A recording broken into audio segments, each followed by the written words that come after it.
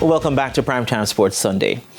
Now, as we continue our countdown to the 63rd annual RJRGLEANER National Sportsman and Sportswoman of the Year Awards, we take a look back at the history of the Men's Award. We also introduce you to the selection panel.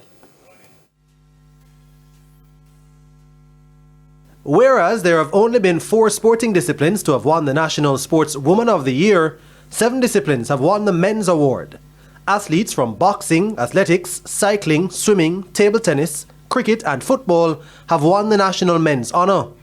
Athletics has dominated, with the sport being responsible for the winner on 32 occasions. Cricket is the next best with 11 wins, boxing has 10, while a cyclist has won on 3 occasions.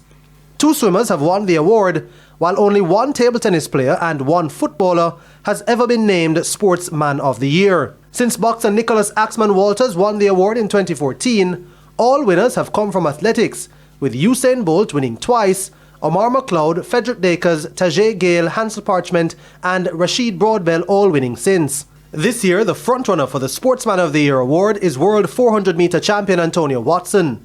Watson is joined by fellow track and field athletes, silver medalists Hansel Parchment and Wayne Pinnock, and bronze medalist Tajay Gale, as well as Pan Am Games champion Jaheel Hyde. The only non-track and field athlete on the list is rallycross driver Fraser McConnell. So who chooses the nominees? The selection panel consists of 5 of us. I'm accompanied by the Olympic champion Dion Hemmings-McCarthy. There's Courtney Sargent, a retired sports journalist. There's Michael Hall, who is involved in various sectors of the sports management and was a former chairman of the foundation. And Mr. Keith Wellington, who is president of ISA, the Inter-School Scholastics Association. This is a very important panel, and we meet on various occasions.